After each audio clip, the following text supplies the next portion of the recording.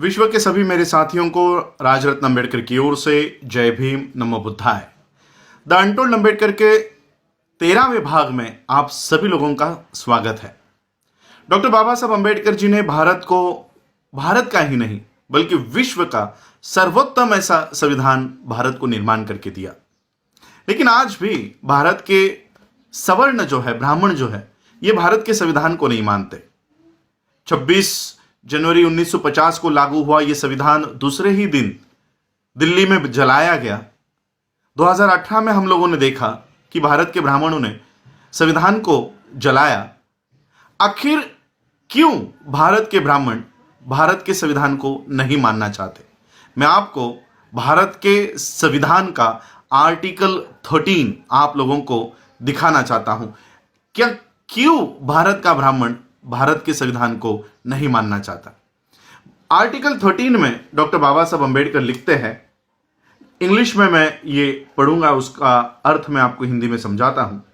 Laws inconsistent with or in derogation of the fundamental rights.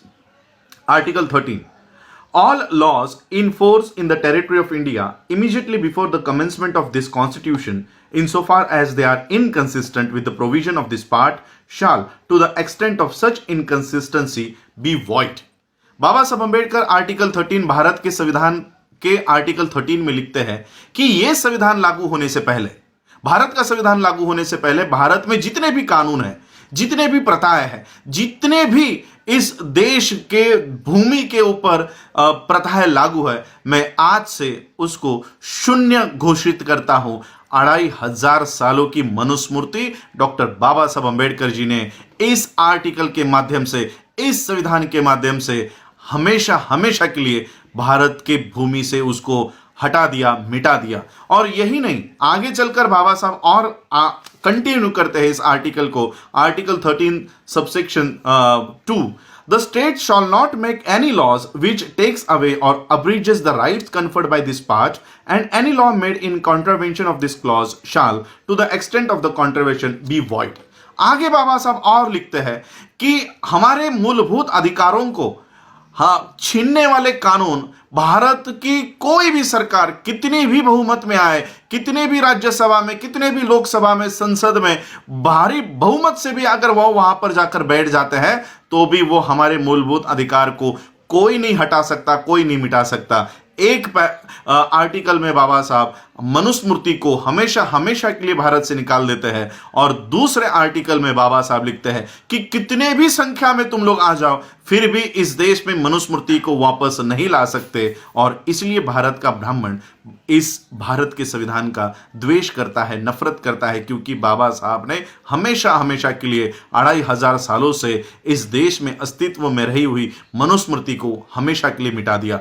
Manusmriti क्या है? अब हम लोग देखते हैं कि मनुस्मृति और संविधान क्या है, इसका कंपैरिजन करके देखते हैं। वैसे तो इन दोनों की तुलना कभी हो नहीं सकती, लेकिन दोनों के कानून में, भारत के संविधान के कानून में और मनुस्मृति के कानून में भारत के लोगों के साथ क्या व्यवहार हुआ करता था, इसका उदाहरण हम लेते हैं खुद डॉक्टर बाबा साहब अंबेडकर जी के लिखे हुए वेटिंग फॉर वीजा, जिसमें खुद बाबा साहब अंबेडकर जी को क्या भुगतना पड़ा था वो बाबा साहब ने लिखा हुआ है। अब हम अपने मूल विषय के ऊपर आते हैं, द अनटोल्ड अंबेडकर। ये तो बाबा साहब ने ऑलरेडी बताया हुआ है, लेकिन इन बातों को आगे लेकर नहीं आते, इसलिए यह भाग मैं अनटोल्ड अंबेडकर में शामिल कर रहा हूं। बाबा साहब अंबेडकर जी जब छोटे थे, 12-13 साल के थे, तब उनके पिताजी किसी और जगह पर उनकी पोस्टिंग हो गई थी। और इसलिए जब बाबा साहब के पिताजी रामजी बाबा ने देखा कि अभी बच्चों की छुट्टियां लग गई है, तो क्यों ना बच्चों को मेरे यहां पर बुलाया जाए। तो बाबा साहब के पिताजी ने बाबा साहब को तार भेजी, घर पर एक टेलीग्राम भेजा कि तुम लोगों की अगर स्कूल की छुट्टियां लग गई है तो मुझे मिलने के लिए आप लोग यहां पर 5-10 दिनों के लिए यहीं पर आकर मेरे साथ रहो। ये टेलीग्राम घर पर मिला। रामजी बाबा ने उस टेलीग्राम में लिखा था, उस चिट्ठी में लिखा था कि कौन सी ट्रेन पकड़ के आना है, और जब तुम लोग उस जिस दिन आने के लिए निकलोगे उस दिन मुझे एक टेलीग्राम कर देना कि इस गाड़ी से इस दिन हम लोग आ रहे हैं, ताकि मैं आप लोगों को लेने के लिए स्टेशन पर आ जाऊं। बाबा साहब को ये टेलीग्राम मिला। बाबा साहब ने और बाबा साहब के बहनों के बच्चे, बाबा साहब उस समय 12-13 साल के थे, बाबा साहब जी के जो बहनें थी उनकी शादियां बहुत जल्दी हो गई थी, इसलिए उनके जो बच्चे थे वो भी बाबा साहब से 2-3 साल छोटे थे। तो बाबा साहब और बाबा साहब के बड़े भाई आनंद और बाबा साहब के बहनों के बच्चे, ऐसे 5-6 लोग मिलकर बाबा साहब के पिताजी को मिलने के लिए निकल पड़े। बाबा साहब ने टेलीग्राम कर दिया कि हम इस ट्रेन से उतरने वाले हैं, इस ट्रेन से आने वाले हैं, आप हमको लेने के लिए इस दिन पहुंच जाओ। अब ये टेलीग्राम ही बाबा साहब के पिताजी को मिला नहीं, तो बाबा साहब के पिताजी को पता ही नहीं था कि मेरे बच्चे कौन से ट्रेन से आने वाले हैं और कौन से दिन आने वाले हैं। अब बाबा साहब ट्रेन पकड़ के प्लेटफॉर्म पर आकर उतर गए, सारे बच्चों के साथ उतर गए। सभी ट्रेन में से उतरी हुई भीड़ अपने अपने दिशा में चली गई। बच्चे वैसे ही प्लेटफॉर्म पर अपने पिताजी की राह देख रहे हैं। सभी लोग जाने के बाद स्टेशन मास्टर ने देखा ये बच्चे तो अच्छे घर के लग रहे हैं, अच्छे कपड़े पहने हुए हैं। वो स्टेशन मास्टर इन बच्चों के पास आया और बच्चों को पूछा कि कहाँ जाना है, किनके बच्चे हो।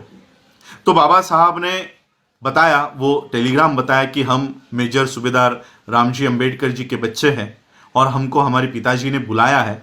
वो हमको लेने के लिए आने वाले थे, शायद हमारा टेलीग्राम उनको मिला नहीं है तो इसलिए वो हमको लेने के लिए नहीं पहुंच पाए। हमको इस पते के ऊपर जाना है, हमें यहां पर छोड़ दीजिए। तो स्टेशन मास्टर ने वहीं पर बगल में एक बैलगाड़ी खड़ी हुई थी, उस बैलगाड़ी वाले को बुलाया और कहा कि देखो ये अच्छे घर के बच्चे हैं, मेजर सूबेदार मेजर के बच्चे हैं, आप एक काम करो, इनको इस पते पर छोड़ कर आओ। तो वो बैलगाड़ी वाले ने सभी बच्चों को बैलगाड़ी में बिठाया। बैलगाड़ी बाबा साहब अंबेडकर जी के पिताजी के उस लोकेशन की तरफ चलने लग गई और थोड़ी देर में बैलगाड़ी वाले ने बाबा साहब से और बच्चों से बात करना शुरू कर दिया। और बातों बातों में बैलगाड़ी वाले ने बाबा साहब कौन से जाति के हैं, कौन से वर्ण के हैं, ये सारी हकीकत उस बैलगाड़ी वाले ने प्राप्त कर ली। बैलगाड़ी वाले को जैसे ही पता चला कि बाबा साहब एक अछूत है, अछूत के बच्चे हैं, वैसे ही उसने बैलगाड़ी रोकी और बैलगाड़ी रोककर सभी बच्चों को नीचे उतारा। बाबा साहब ने कहा कि हमको हमारे पिता के यहां छोड़ो। बैलगाड़ी वाले ने कहा कि तुमने मुझसे झूठ कहा और मेरे बैलगाड़ी में बैठे हो।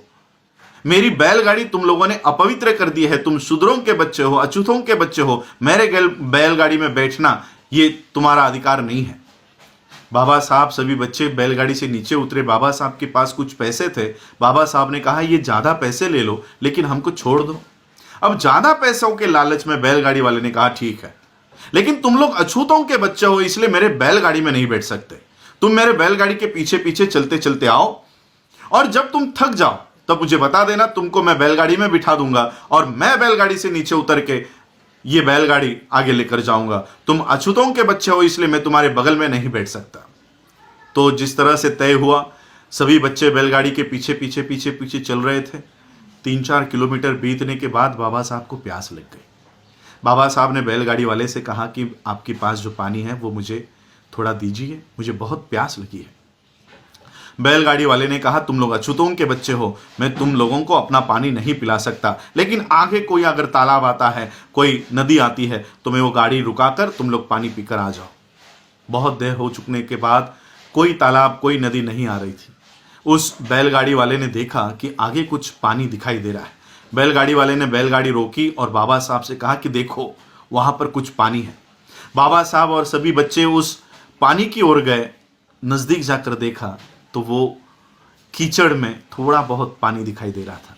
बाबा साहब ने देखा ये तो कीचड़ है, यहाँ का पानी मैं कैसे पी सकता हूँ। लेकिन बहुत प्यास लगने के बावजूद, बहुत प्यास लगी थी, इसलिए बाबा साहब अंबेडकर जी ने वो मट्टी मट्टी हटाई और वहां का पानी बाबा साहब ने पिया। ये पानी पीने के बाद बाबा साहब अंबेडकर जी को अपने पिता के पास पहुंचाया गया और पिता ने देखा कि मेरे बच्चों की क्या हालत हुई है। और बाबा साहब तब रो रहे थे। तब बाबा साहब को राम जी ने शांत किया और कहा कि देखो कि बाहर की दुनिया में तुम्हारी क्या हैसियत है। बाहर की दुनिया में क्या हैसियत है, और इसी चित्र को तुमको बदलना है, इसी व्यवस्था को तुमको बदलना है। और उसी बच्चे ने जाकर भारत का यह संविधान लिखा।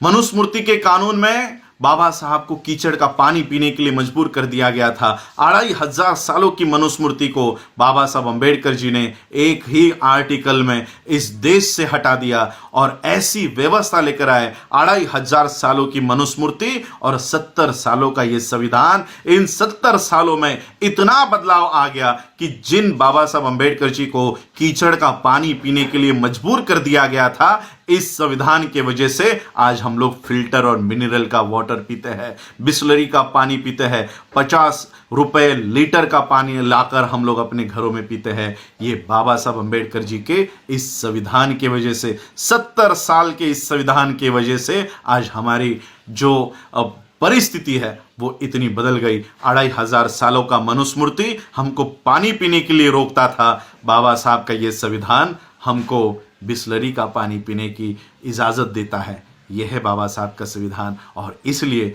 बाबा साहब के इस संविधान से आज भी ब्राह्मण नफरत करता है। आप लोगों ने मुझे सुना, उसके लिए आभार, धन्यवाद। जय भीम, जय भारत, जय बुद्ध, जय संविधान।